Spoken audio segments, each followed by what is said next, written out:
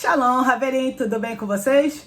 Olha, no vídeo passado, no podcast passado, nós falamos sobre o Tikkun Olam. Falamos, claro, dei uma pincelada, porque é um assunto extenso, mas foi só para que vocês pudessem ter uma noção e um norte do que a gente quer trabalhar nessa série de volta ao Éden, de volta à origem. Bom, como eu disse no vídeo passado, no podcast passado, eu falei sobre o Tikkun Olam e hoje eu quero falar especificamente do Éden, tá? Então, assim, uma das coisas que a gente precisa entender que são duas coisas, tá? O Gan Eden, o Gan Eden é o nome, é literalmente o quê? É um jardim dentro da terra. Então, quando a gente fala, eu tô generalizando a gente, quando a gente fala que o Eterno nos expulsou do Éden, parece que, o senso comum diz que o Adão e Havá foram expulsos da terra. E na verdade não. Eles foram expulsos do jardim, tá? Dentro na terra, tinham alguns jardins, é claro, existiam alguns jardins, e eles foram expulsos do Gan Eden, eles foram expulsos do jardim. Então, vamos lá. O Eterno expulsou eles, ou melhor, o Eterno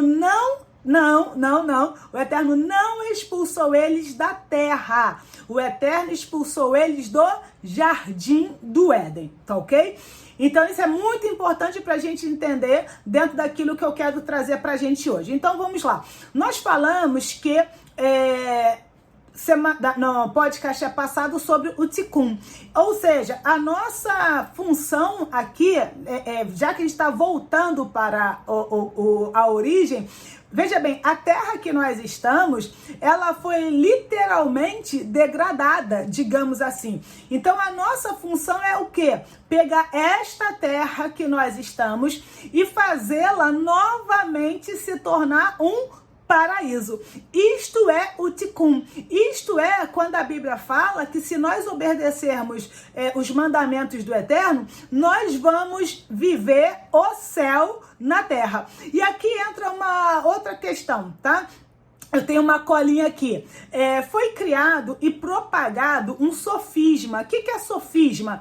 É uma mentira com uma aparência de verdade. E de tanto que ela foi falada, dá-se a sensação de que é uma verdade. E na verdade não é. É só um sofisma. Então, foi criado um sofisma que nós moraríamos no céu. Eu falei no podcast passado, que o Eterno vai fazer novos céus e nova terra. Então vamos lá. Isso significa o quê? Significa que o Eterno vai restaurar, ou o Eterno está restaurando através de nós toda a criação que ele fez. Então, a gente perde muito nessa questão com as traduções, porque a gente passa a perder o original. E é isso que a gente está trabalhando aqui. Então, quando a Bíblia fala de novo céu, e a gente olha, porque eu tô aqui de frente para a janela, a gente olha e ali é o céu, não, ali é só aspas, é só um firmamento. Porque, por exemplo, Shaul Hachalia, Paulo, o emissário, ele vai dizer o quê? Ele vai dizer que ele foi até o terceiro céu, mas nós sabemos que tem vários céus, ok? Então, assim, vai até o terceiro céu e assim vai. O que isso significa?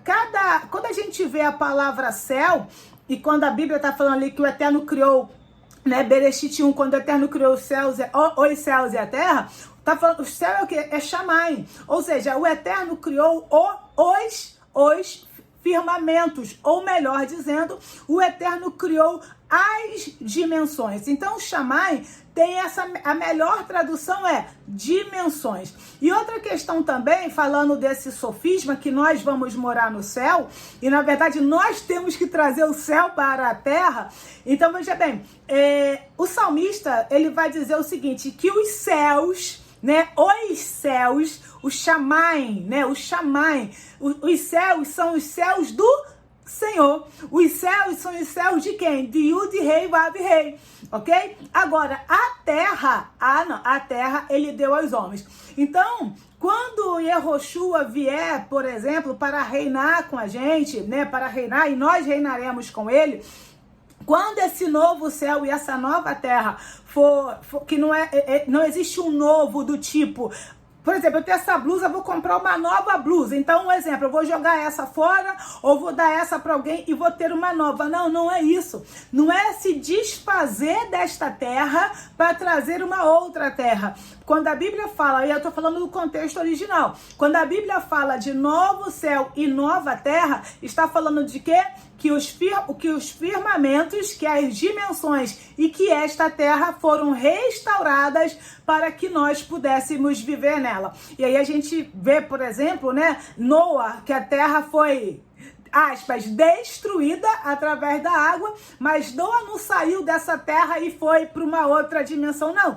A terra foi restaurada. E a gente vê, né, Apocalipse falando que essa terra vai ser purificada com fogo, mas o fogo, qual o símbolo? Não é que vai pegar, vai virar chamas aqui, vai ter um incêndio, não. Vai ser literalmente essas provações, esses testes que passamos, isso tudo serve também para retificar a terra. E lembrando que não é só nós, seres humanos, tá? Que passamos por esses testes, né? Toda a criação acaba passando também. Outra questão aqui que eu quero finalizar com vocês é o seguinte. Imagine o seguinte, tá? Como que seria se você ficasse uma semana sem limpar a sua casa, tá?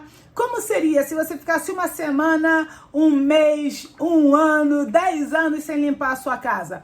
Eu já sei o que você está... Eu já imagino o que você está imaginando. Então é exatamente isso. Quando a gente fala de Tikkun, o Eterno está falando o que para nós? O Eterno está falando o seguinte, olha, limpe a sua casa, volte a limpar a sua casa. E essa casa está falando o quê? Da terra que a gente mora. Então, Tikkun, nesse caso, tem a ver com o quê? Tem a ver com limpeza, tem a ver com cuidado, tem a ver com restaurar, com consertar o lugar que a gente vive. Então, eu espero que você tenha compreendido a mensagem e sempre eu vou repetir, tá? Vou sempre repetir, Tikkun é o quê? Ou quando eu faço o Tikkun, quando você faz o Tikkun, é quando você faz um ato que vai aperfeiçoar o local que você vive. Eu não estou falando da sua casa, alvenaria, estou falando do seu bairro, da sua cidade. Aí eu lembro de Abraham, né? Sai da sua terra, da sua parentela e vai para uma terra que eu te mostrarei. Estou falando para você fazer missões transcultural? Não. Eu estou falando para você mudar, melhorar, digamos assim, o local que você está. E aí, de novo, não é apenas a sua família e nem o ambiente de 4 paredes que você vive, mas sim toda a sociedade que você está inserido. Com toda a boa ação que você tem, toda a tzedakah que você faz, todo ato de justiça que você pratica, naturalmente você está fazendo um Tikkun Olam. Shalom, shalom.